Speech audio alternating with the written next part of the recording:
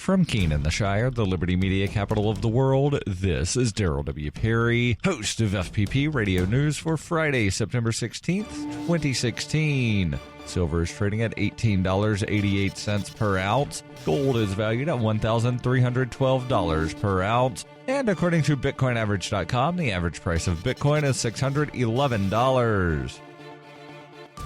Antiwar.com reports, according to officials from the Shiite Houthi movement, Yemeni Houthi forces fighting along the border with the Saudi military have crossed into southern Xinjiang province, capturing a military post inside of Saudi Arabia, seizing weapons left behind by the border troops. This is the first time since the Saudi invasion of Yemen last year that any territory inside Saudi Arabia has been lost, and the Saudi officials claim the Houthis were lying about the incident and that the post has not been overrun by rebel fighters. It would not be an unprecedented move, however, as during the earlier Houthi uprisings in northern Yemen, they often took territory across the ill-defined border, claiming it to actually belong to Yemen. In 2003, Saudi Arabia built a barrier along the border as they claim it to exist. Before 2003, the border meant very little, and treaties between Yemen and Saudi Arabia allowed herdsmen from either country to graze within a substantial region on either side of the border. The war has made fighting along the border more common, and it seemed only a matter of time before the Houthis would move into Saudi Arabia.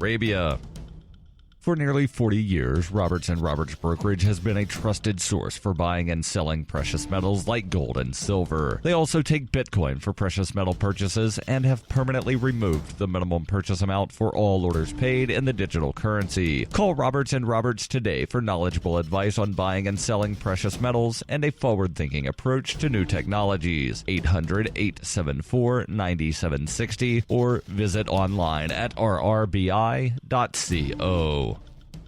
UPI reports Virginia Supreme Court has ruled on Thursday that Democratic Governor Terry McAuliffe was not in contempt for restoring voting rights to convicted felons. The court's one-paragraph decision upholds the voting rights the governor restored last month to people who have served their time and completed their probation. Governor McAuliffe said in a statement, "I am pleased that the Supreme Court has dismissed this case brought by Republicans in their latest attempt to prevent individuals who have served their time having a full voice in our society." State Republicans have contended McAuliffe was making a purely political move during an election year, with Virginia's felons largely African American and likely to vote Democrat. Republicans said they would now move to the legislature to pass a bill that would limit McAuliffe's ability to grant clemency.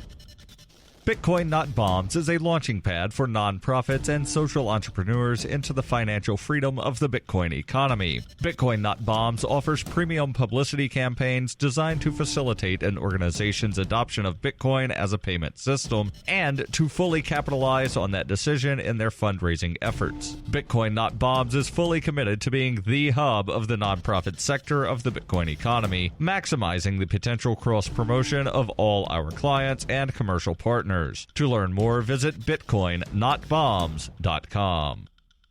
Reuters reports a county medical examiner said on Thursday the death of a mentally ill man who reportedly begged for drinking water while jailed in Milwaukee and died of dehydration had been ruled homicide. The Milwaukee County Medical Examiner's Office said Terrell Thomas was found dead on April 24th, 9 days after he was arrested on suspicion of shooting a man at a casino. Thomas had bipolar disorder and was being held in solitary confinement based on the nature of the charges against him and his behavior in jail. The Journal-Sentinel newspaper reported in July that inmates near Thomas had heard him beg for water days before his death and saw that the water faucet in his cell had been shut off. The newspaper reported that corrections officers had told other inmates that Thomas's water had been shut off because he had flooded his previous cell and his behavior was erratic. The jail in which Thomas was incarcerated is overseen by the Milwaukee County Sheriff's Office, which posted a notice on its website that it was not commenting on the incident until the investigation has been completed. The medical examiner's office said the Milwaukee Police Department was conducting an independent investigation into the death of Thomas, and the police department did not respond to a request for comment. Thomas's family told the Milwaukee Journal-Sentinel newspaper that he was in the midst of a mental breakdown when he was arrested and that when he died he was awaiting a court-ordered psychiatric examination. The treatment of inmates who are mentally ill and the length of time they must wait for a mental health evaluation has drawn fierce criticism from families and human rights activists in a number of U.S. states. In Washington state, the family of a mentally ill man who died of dehydration and malnutrition in 2014 after police placed him in a jail cell without running water reached a $4 million